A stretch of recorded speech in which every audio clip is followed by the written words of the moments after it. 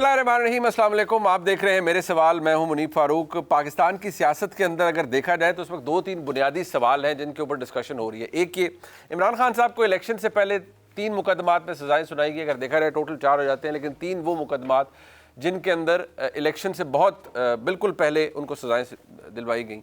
उसके हवाले से इमरान खान साहब की जमात तो अलहदा, लेकिन ख़ुद पाकिस्तान मुस्लिम लीग नून के अंदर बहुत से ऐसे लोग हैं जो कि अब ये कह रहे हैं कि इमरान खान को जिस तरह से सजाएं दिलवाई गई, अगर मेरिट के ऊपर देखा जाए तो वो मामला सिलसिला चल नहीं सकता।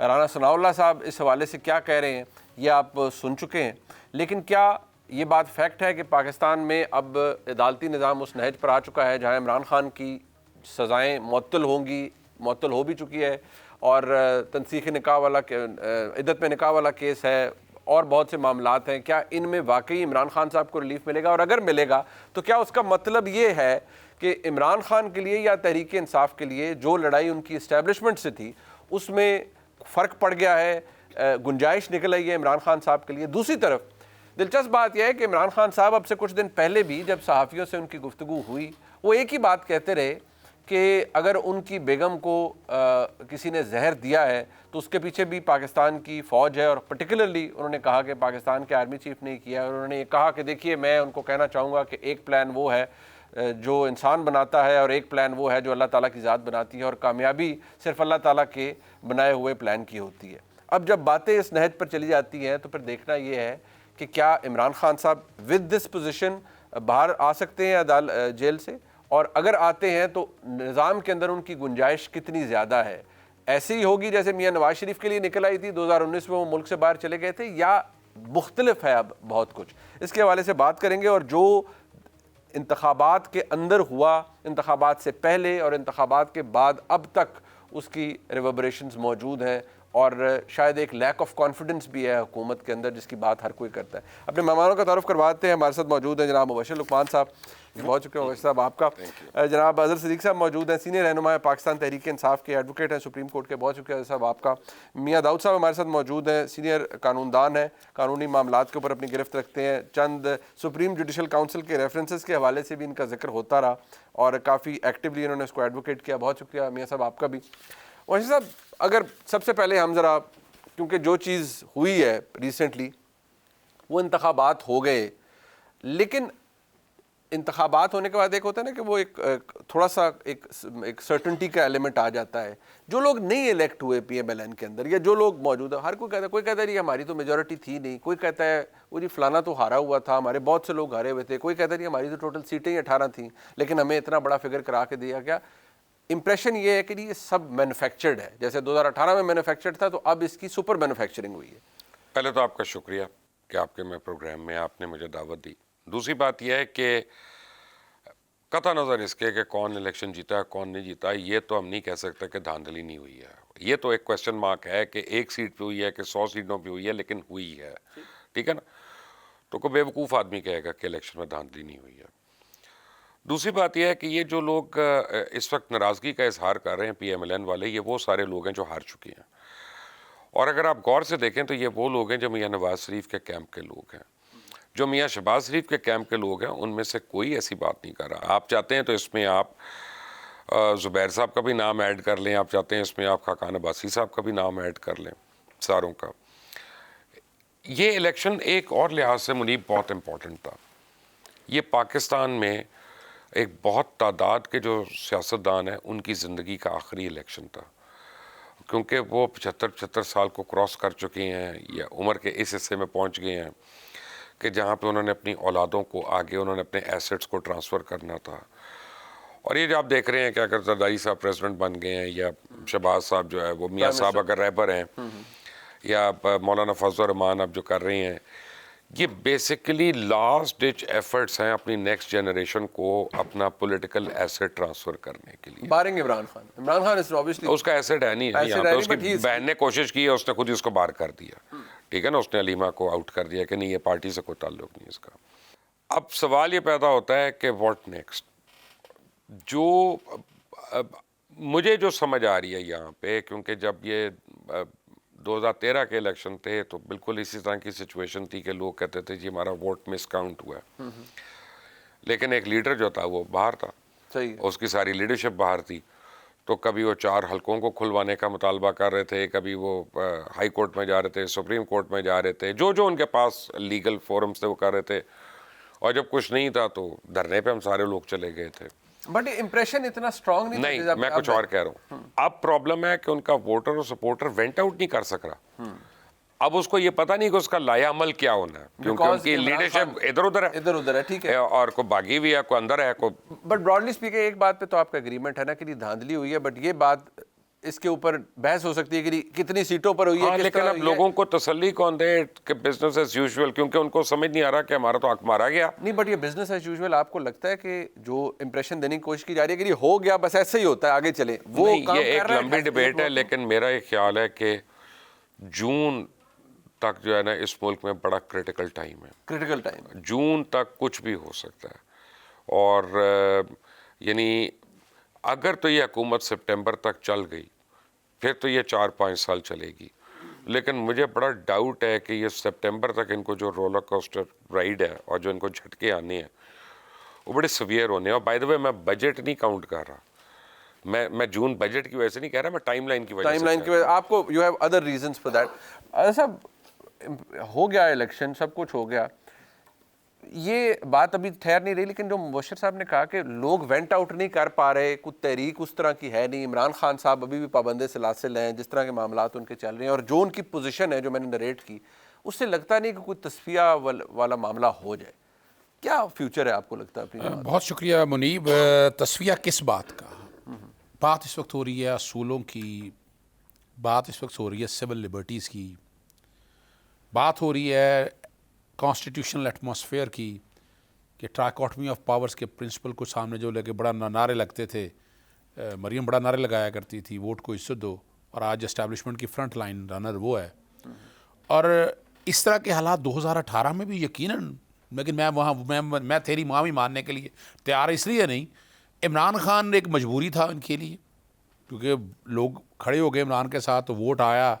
अगस्त 2018 में इमरान खान आया था, अप्रैल 2019 में ख्वाजा आसिफ का स्टेटमेंट पढ़ लें, और वो आज तक नेगेट नहीं हुआ, किसी ने उसको रिबट नहीं किया कि उनका राब्ता हो गया था। फिर इसीलिए 2019 में नवाज शरीफ इस मुल्क से बाहर चला गया था।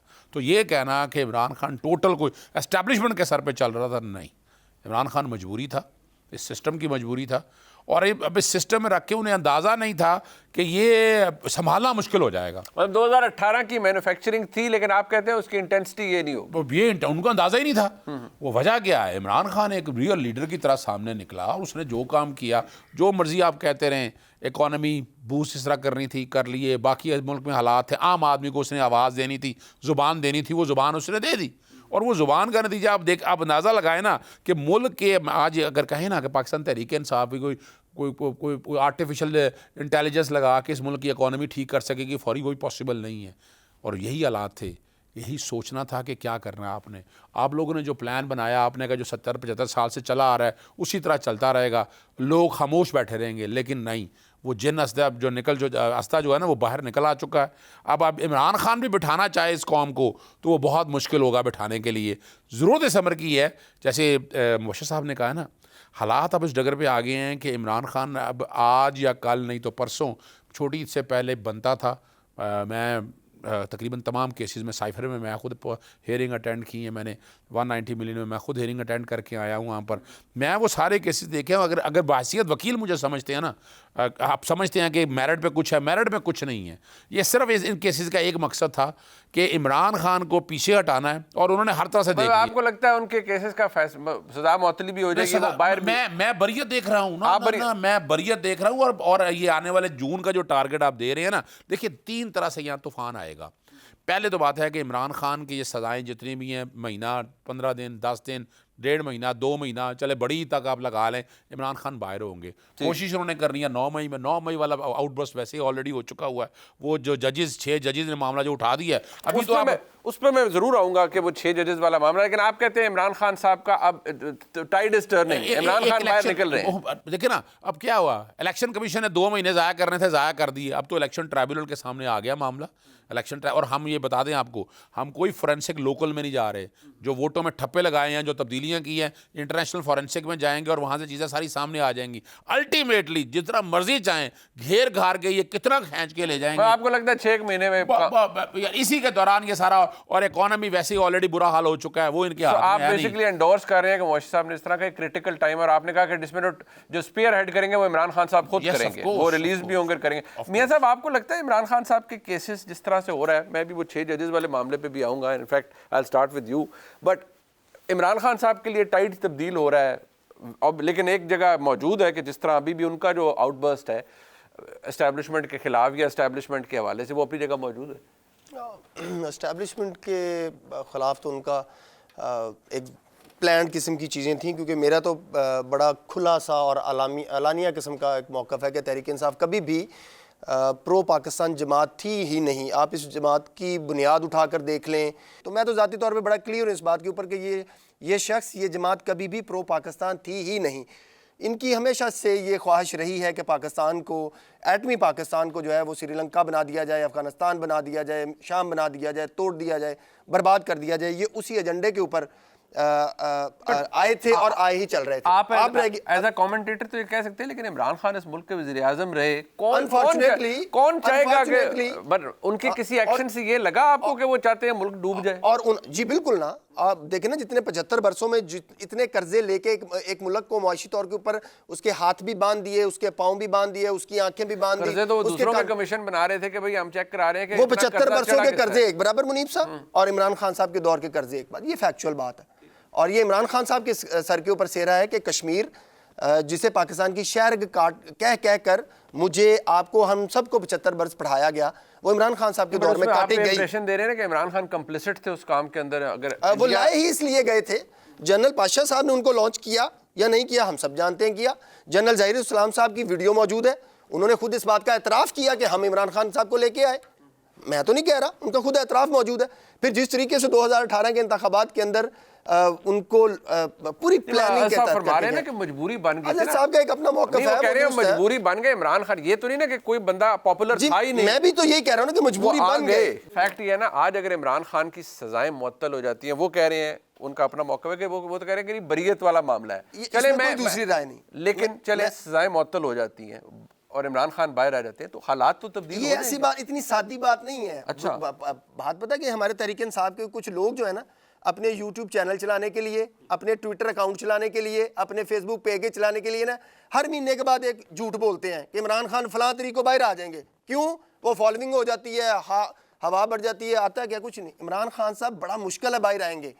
ये जो 2-3 मुकदमों में गलत सजाएं हुए, इसमें कोई दूसरी राय नहीं। साइफर वाले केस में ड्यू प्रोसेस अडॉप्ट नहीं हुआ, बड़ा वीक किस्म का ट्रायल किया गया, इसमें कोई दूसरी बात नहीं। निकाह वाले में इद्दत वाले में, इद्दत वाला फैसला तो कानूनी तौर पे भी गलत है, अखलाकी तौर पे भी गलत है, शरई तौर के ऊपर भी गलत है, इसमें कोई दूसरी राय नहीं है। बट दैट डजंट मीन कि इमरान खान साहब ने जुर्म कोई नहीं किया और वो बहुत जल्द बाहर आ जाएंगे। बट मेरिट्स पे इतना कुछ है। अभी तोशाखाना वाला केस पड़ा है, अभी 9 मई के 150 मुकदमात पड़े हैं, अभी बहुत सारे मुकदमात पड़े हैं। मियां साहब, जो आप इंप्रेशन दे रहे हैं कि वो ये है कि इमरान खान को बाहर कोई निकलने नहीं देगा। ना, इमरान खान साहब के जराइम ऐसे हैं, उन्होंने पाकिस्तान के खिलाफ बगावत की है। चले एक सेकंड, एक बात पे तय कर लेते, एक बात पे तय कर लेते। मैं कहता हूं निकलने, बट जराइम और नो जराइम, इमरान खान अभी बाहर नहीं आ रहे। वजह मतलब वजह ये है कि अगर आपने अपने इंट्रो में क्या कहा कि उन्होंने कहा कि आर्मी चीफ जो है वो जिम्मेदार है बुशरा बेगम को जहर देने का, ठीक है ना। जब आप इस तरह की बातें कर रहे हैं तो आप इससे बड़ा सिक्योरिटी थ्रेट क्या होगा कि जब आप झूठ बोल रहे हैं, गलत बयानियाँ कर रहे हैं। So let's not be, I mean मेरा मतलब है, मेरे पास इतने अल्फाज नहीं है मुनीब साहब कि मैं डिप्लोमेटिकली ऐसा तरीके से आपका जवाब दे दूँ। उनको नहीं आने देंगे बाहर। फिर मतलब ये लड़ाई अनविनेबल वॉर आप कर दें, आधी एस्टेब्लिशमेंट चेंज कर दें, शायद बाहर आ जाए अगर आपने बाल आना। लेकिन नहीं हो रहा ना। आप एक इंडिविजुअल की एक अलग बात है, इंस्टीट्यूशन की अपनी मेमोरी होती है। अगर फर्ज करें आज मैं आपसे लड़के चला जाऊं तो आप भूल सकते हैं, ठीक, समा टीवी नहीं भूलेगा, नेचुरल बात, ठीक है ना। इंस्टीट्यूशन की एक अपनी मेमोरी होती है। So let's be realistic. ठीक, मतलब आपको लगता है कि इमरान खान साहब का जब तक ये मामलात चल रहे हैं और मेरा ये ख्याल है कि मौजूद है एस्टैब्लिशमेंट की, इमरान खान बाहर जरूर आएंगे और जरूर आ सकते हैं, लेकिन उनको कहीं ना कहीं डील कर। अच्छा, ये मैं आपको एक खबर दे सकता हूँ कि एलिमेंट्री डील उनकी हुई है ओके। और इसीलिए बुशरा बेगम जो है वो बनी गालामी है। जाहिर बात है बुशरा बेगम वो बात, लेकिन उस बात को उन्होंने डिनाई किया, उन्होंने कहा मैंने नहीं कहा मान कि लेना वो मेरी वहाँ एक पर बात गए। सुने, वो हमेशा हर बात को डिनाई करते हैं, बाद में वो यू टर्न ले लेते हैं। वो तो कहते हैं बड़ा लीडर वो है जो यू टर्न लेता है। ये सारी डील जो है ना बुशरा बेगम करवाएंगी जब भी होगी। अच्छा। और ये मैं आपको बता दूं, प्रॉब्लम इमरान खान को सिर्फ एक होगी, दुनिया में कोई लीडर इमरान खान की गारंटी नहीं देने को तैयार। क्यों? अब भाई यार वो तो वारिक से मुकर जाते हैं बाद में, अच्छा। वो तो कहते हैं तुम्हें नहीं पता था, उस मेरे साथ तो ये हुआ तो फिर मैंने ये कर।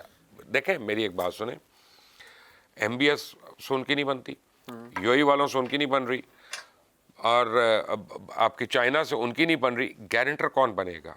तो वो बुशरा बेगम और इमरान खान को डिसाइड करना है कि जनाब वो ऐसा कौन सा अमल करेंगे या कौन सी बात करेंगे कि जिससे वो डील पाया तकमील तक पहुंच सके। मियां नवाज शरीफ की एग्जांपल है ना, लेकिन वो होगी तो जाहिर बात है मियां नवाज establishment के शरीफ साथ ने होगी कई ना। बारी रेड लाइनें क्रॉस की है ना, बिल्कुल ठीक है। हर बारी रिप्रोच किया ना उन्होंने। जैसे अभी अजहर साहब ने कहा कि जनाब वो ख्वाजा आसिफ साहब की स्टेटमेंट है कि उस वक्त उनका रब्ता हो गया और फिर वो निकले ना बाहर। हमने देखा ना कि प्लेटलेट हाँ, वाला नहीं, ड्रामा था निकला ना, है, वो सब जो ड्रामा था ना, गलत बात थी ना, 19 में बाहर चले गए। वो निकले ना बाहर।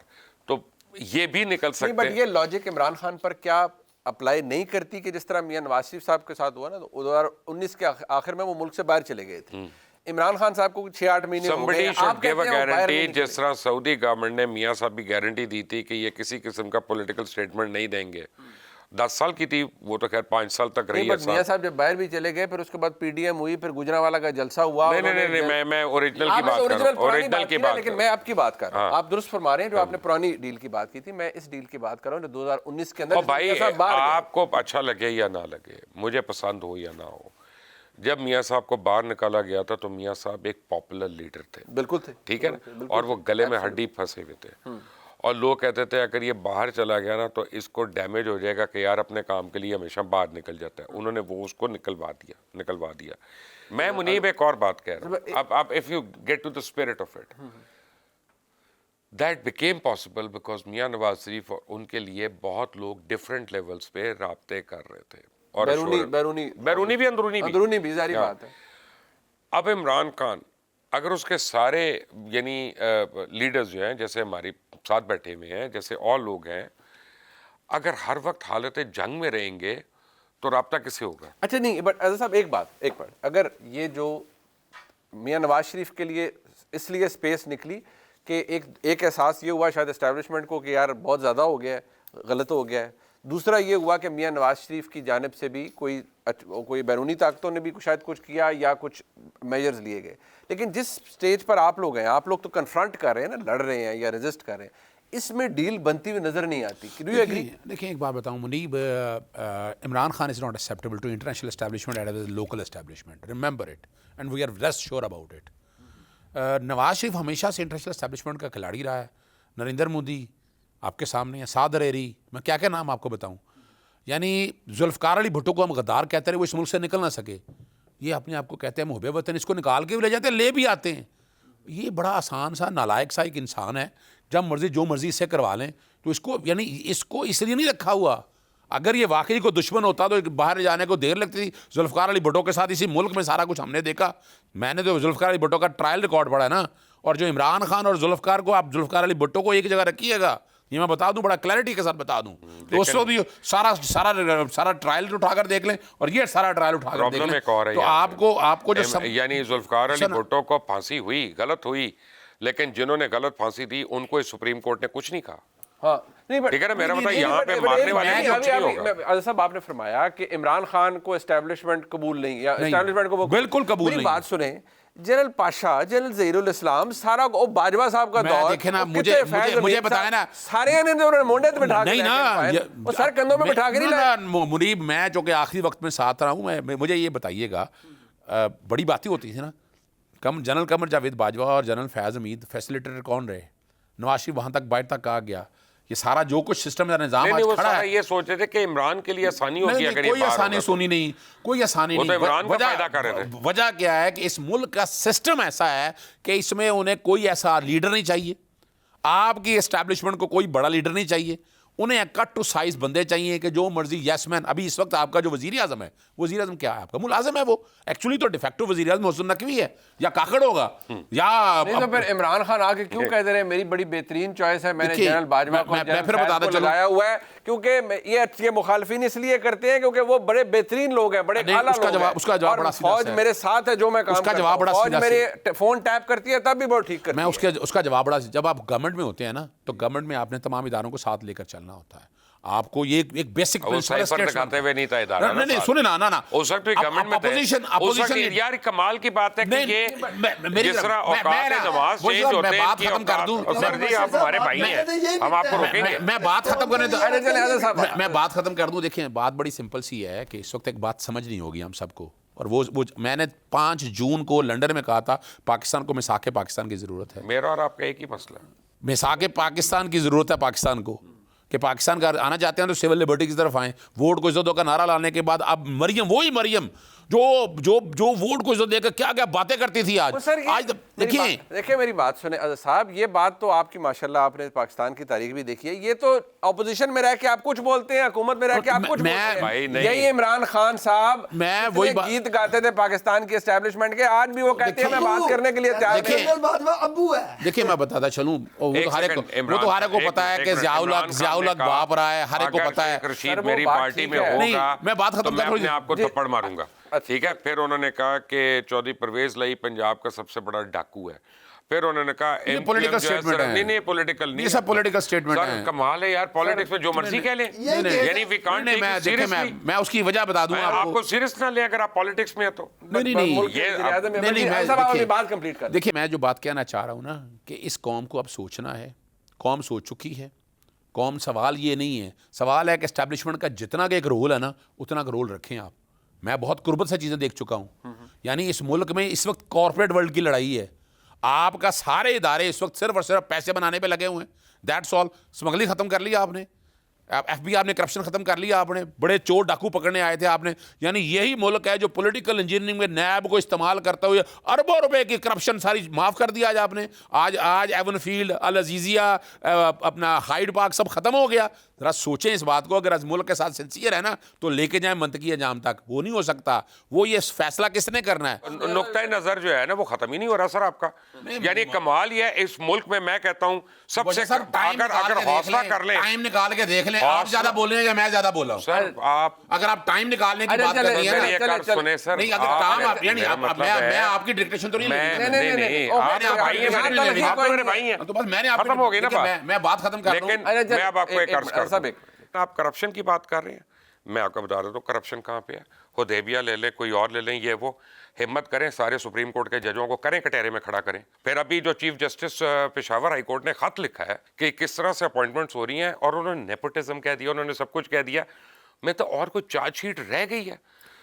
देखें मेरी एक अर्ज सुने मुनीब साहब, मैं आपको एक बात बताऊं, एक बात तय कर लें, एक गंदी मछली तालाब को गंदा कर देती है, ठीक है, लेकिन एक साफ मछली तालाब को साफ नहीं कर सकती है।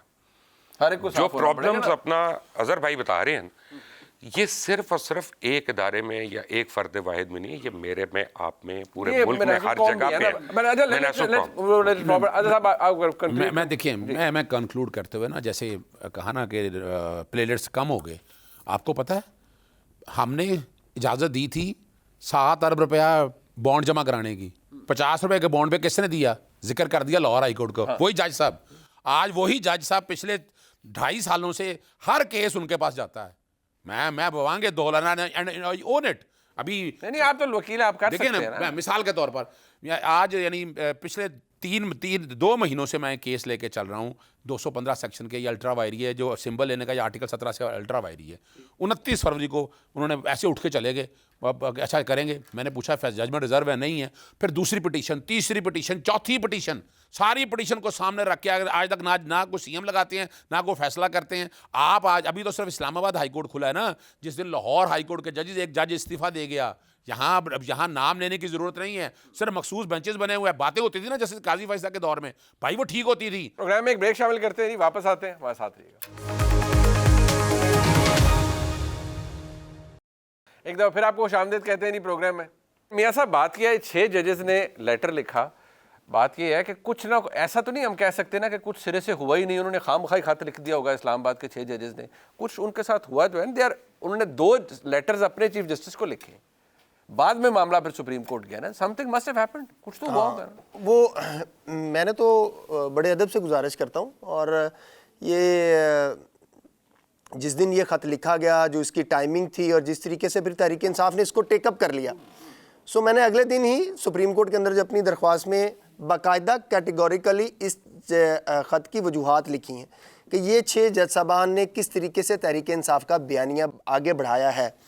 और असूली तौर के ऊपर और बतौर वकील मैं ये समझता हूँ कि अगर किसी भी हाई कोर्ट के जज को, किसी सिविल जज को, किसी एडिशनल सेशन जज को, किसी सुप्रीम कोर्ट के जज को ये नहीं पता कि उसकी अदालत के अंदर या उसके फैसले के ऊपर असरअंदाज होने के लिए ISI, स्पेशल ब्रांच, हुकूमत, वज़ीर आज़म, सहाफ़ी, मीडिया या कोई असरअंदाज हो रहा है और उसने उसको कैसे डील करना है, तो फिर उस जज को ना बड़े अदब के साथ गुजारिश है छोड़ के जाके रीगल चौक में दही भल्ले लगाने चाहिए।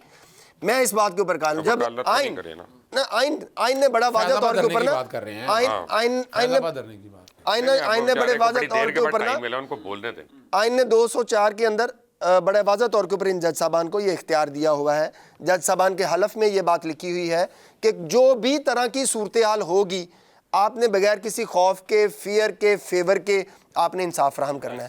अगर आप ये बात लिखी हुई है ना, ऐसा होता तो नहीं है। वो देखे शौकत अजीज सिद्दीकी तो फिर उनको छोड़ देना चाहिए।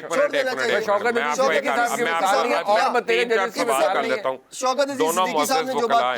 मैं 3-4 सवाल कर लेता हूँ। कुरान पे ना हाथ रखें, अपने दिल पे हाथ रख के बता दें कि मैं सच कह रहा हूँ कि गलत कह रहा हूँ। यहाँ पे बार में 20,000 से ज्यादा वकील हैं जिनके जाली लाइसेंस हैं। बिल्कुल सच है कि गलत है? सही है। आपका कोई जज नहीं एक्शन लेता, जजों ने एक्शन नहीं लेना ना मुबशर साहब। एक मिनट, जब उनके सामने पेश भी होते हैं उनको पता है नहीं, इस बात पे इख्तिलाफ है। मुबशर साहब आपने शुरू किया था, ऐसी बात नहीं है। एक मिनट, दूसरी बात, क्या नेपोटिज्म पे जजेस नहीं बनते? बिल्कुल है, जिनकी ये 6 जज शिकायतें कर रही हैं, क्या उनके मतलब मशहूर नहीं है कि खुद वो हर सेक्टर कमांडर के अपना करीब करीब होते थे ताकि उनको जज बना दिया जाए उस वक्त? और सर आप ये क्या बात करते हैं? मैं तो रोई मुबशर भाई इस बात कर रहा हूँ, जो जनरल कियानी के वकील थे वो जज बन के सुप्रीम कोर्ट तक पहुंच गए, जो जनरल कियानी के वकील थे वो हाई कोर्टों में जज बन गए। ये बेड़ा ही उस वजह से गर्क हुआ। ये साकब निसार जैसा, ये अजमत शाही शेख जैसा, ये गुलजार जैसा, ये बंदयाल साहब जैसे, इन्होंने तो पाकिस्तान बाकी नहीं नाम लेकर अगर आप 4 का नाम ले रहे हैं तो वो कहेंगे बाकियों के लिए, फिर ये सारे ही हैं। यानी अगर आप बैठकर ये बातें करेंगे जनरल कियानी के दौर में नहीं, बट एक बात देखिए, हम उनमें से कोई भी यहाँ मौजूद नहीं, मुबशर भाई बात सुने, उनमें कोई भी मौजूद नहीं है। हम यहाँ नेम कॉलिंग अगर करेंगे लोगों को नाम लेके तो वो बड़ा गलत है।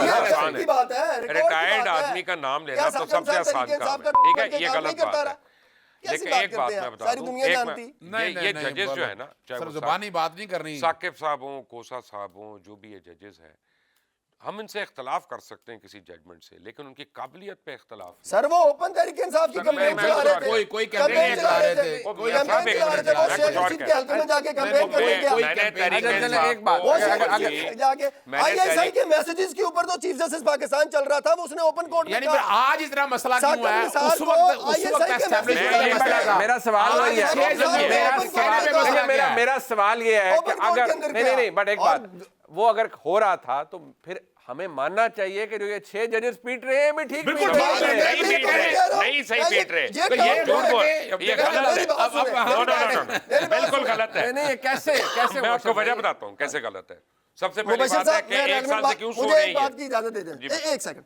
देखिए मुनीब साहब, बात पता क्या है, PPC के अंदर ना एक बात है, जना बिल रजा और जना बिल जबर, ये दोनों जुर्म है। बिल्कुल ठीक है। और इसी तरह एक मिनट, दबाव बिल रजा जो है वो जुर्म नहीं है, तो फिर दबाव बिल जबर भी जुर्म नहीं है। अगर इस्लामाबाद हाई कोर्ट के जजेस और बाकी जजेस इमरान खान की करते रहे तो वो गलत है। देखें ये वो गलत है, वो अच्छा मेरा एक सवाल है, ये भी ऑब्जेक्शन है ना, ये ऑब्जेक्शन है, देखिए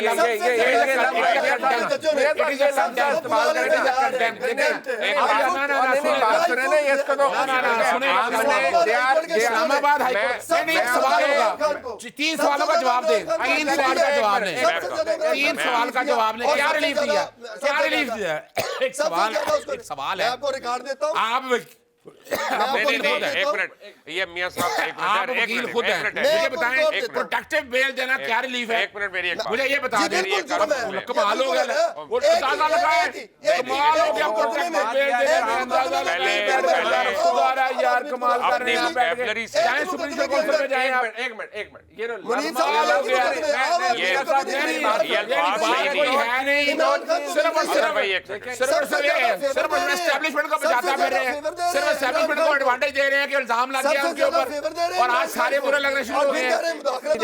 एक मिनट, मैं सिर्फ ये कह रहा हूँ कि जज साहिबान सिटिंग जजेस हैं या बेशक रिटायर्ड हो, किसी को हम ये लफ्ज अगर टाउट करेंगे तो ये बहुत बिल्कुल नहीं करना चाहिए। मैं कहता हूं किसी कैमरामैन को भी नहीं, किसी एडिटर को नहीं, करें ना, हम डिसएग्री करें, हम सुन हम दे यहां बैठ के, किसी प्रोफेशन वाले को ये लफ्ज नहीं कहना चाहिए। बिल्कुल इत्तेफाक है, मुनीब मैं इसका जवाब दे दूं। अब मैं सर मेरे भी जज्बात है सर, मैं भी अपना पास में तो नहीं आया हुआ सर यहाँ पे अपने।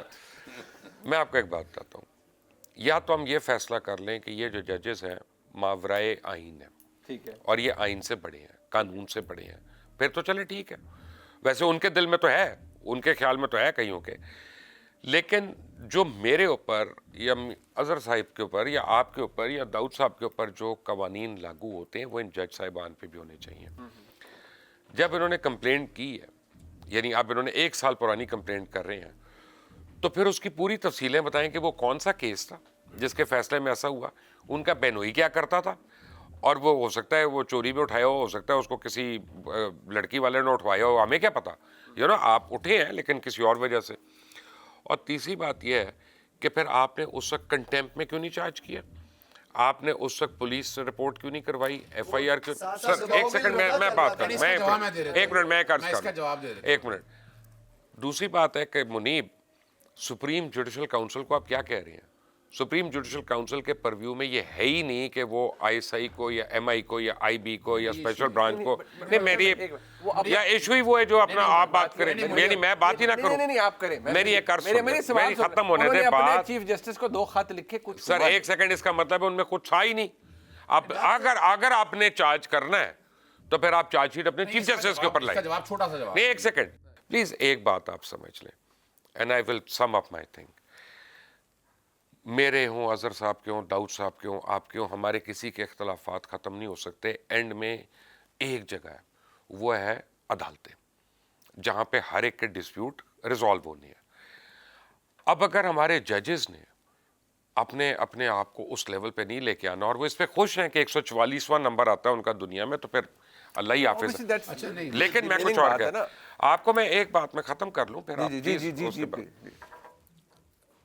आपकी अदालतों में हर वक्त हमारे फाजिल वकला जो है ना कोर्ट कर रहे होते हैं, इंडियन सुप्रीम कोर्ट ने ये किया, बॉम्बे हाई कोर्ट ने ये किया, लंदन में ये हुआ, क्वींस कोर्ट में ये हुआ। जो बनाना रिपब्लिक्स है ना मुनीब, 4, 5, 6 दुनिया की, उनके अंदर भी पाकिस्तान की कोई अदालती डिसीजन आज तक नहीं कोर्ट हुआ।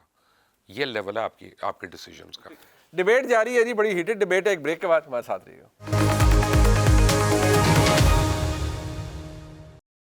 एक दफ़ा फिर आपको खुशामदीद कहते हैं जी। मामलात काफ़ी कशीदा है और सवालात भी बड़े ऐसे हैं जिनका ज़ाहिर बात है जवाब भी बड़ी तलखी में आता है। बहरहाल गुफ्तगू जारी है। अच्छा देखिए मुनीब, मैं 2-3 चीज़ें बड़ी वाज़ेह है। दाऊद साहब आप एग्री करते हैं? मैं एग्री करता हूं, हमें इस हद तक नहीं जाना, 200% इस हद तक नहीं जाना।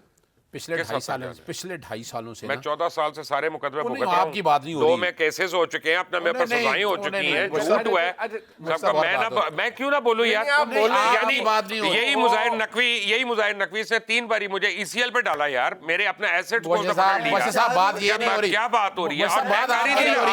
नहीं बात आप आज चले, मुझे तो बात जवाब तो दे लेने देना, जवाब तो दे लेने दें। देखिए मुनीब, पिछले 2.5 सालों से मैं वकालत देख रहा हूँ यहाँ पर लाहौर हाईकोर्ट में क्या कुछ हो रहा है, सारा कुछ आंखों के सामने है। अभी तक देखे ना, इमरान खान के खिलाफ 250 झूठे मुकदमे हुए, चौधरी ज़हूर लाई और मौलाना अब्दुस्तार नियाज़ी केस मौजूद है रिकॉर्ड पे, जब झूठे पर्चे हुए इकट्ठे किए, इकट्ठे करके उन्होंने क्वैश कर दिए, ये रिकॉर्ड पे है। यहाँ लाहौर हाई कोर्ट में नहीं हुआ, क्या करते रहे, प्रोटेक्टिव बिल है, प्रोटेक्टिव बिल है, मेरा राइट है, घर बैठे हमजा को घर पे बैठे नैब की अपीलें मिली हो, मेरे से क्या सुनना है, एक एक पाएंगे, मैं बता दूंगा आपको सारी तफसील, जितनी हिस्ट्री, जितना फैसिलिटेट नून लीग को कोटे करती रही, आज तक रिकॉर्ड में कभी ऐसा नहीं हुआ। लेकिन यहाँ बैठकर ये कहना इस्लामाबाद हाई कोर्ट के जजेस ने फैसिलिटेट क्या किया, फैसिलिटेट अभी तक किस केस में अभी तक बरी कर दी है। अपना आमिर फारूक साहब ने, चीफ जस्टिस आमिर फारूक साहब ने जिस तरह तोशाखाना वाले केस को अपने तरीके से चलाया, रिकॉर्ड पे वो बनता ही नहीं है। 120 दिन के अंदर अंदर आपने इस्तगासा दायर करना था, नहीं दायर हुआ, ये रिकॉर्ड पे ऊपर है। उठाकर जुरिस्डिक्शन का इशू चलते रहे, नहीं किया, फाइलें अपने पास लेकर रखे। प्रोविडेंट फंडिंग का जो केस चला हमने सामने, हमने देखा कि सिर्फ एक जज के बारे में बात की इमरान खान के खिलाफ, वो क्या थी, उसके खिलाफ आपने देखा कि कंटेम्प्ट पूरा इस्लामाबाद हाईकोर्ट आके बैठ गया कि यही जजेस थे। अगर इमरान को फैसिलिटेट करने वाले तो इस्लामाबाद हाईकोर्ट 5 जज आकर बैठ गए कि कंटेम्प्ट। बेसिकली तो ये आर्गुमेंट हमारा होना ही नहीं चाहिए, कौन किसको मैं जो बात कहना चाह रहा हूं, मैं जो बात कहना चाह रहा हूं, पीटीआई का मौकफ तो लेना है ना, मैं जो बात कहना चाह रहा हूं, पीटीआई का बयानिया तो चलेगा वजह ना, साहब देखिए, लीगल बात तो हो ही नहीं रही है, मैंने तो ये बात की नहीं है। देखिए आपने मैंने तो पीटीआई के ऊपर बात ही नहीं की है। देखिए आप तो आप मेरा दे रहे हैं। नहीं, आपका कोई जवाब नहीं है, ये आपका जवाब नहीं है। अच्छा देखिए, सिंपल सी है, बात है कि आइन और कानून के मुताबिक इंसाफ देना है। ठीक है, अभी तक कोई ये केस बता दें कि जिस तरह के ये सारे, मुझे ही बताएं, एवन फील्ड में आज तक प्रॉपर्टी की डिटेलें आ गई, मनी ट्रेल आ गया, हाइड पार्क के अंदर 50, ये जो 190 मिलियन की बात करते हैं, 50 अरब रुपया है, 12 अरब रुपया महंगी प्रॉपर्टी खरीदी, पैसा दे दिया, नहीं पता, देखे ना, WW बच्चे उनको नहीं पता, आपको कैसे बताएं? और वो इश्तिहारी रहे।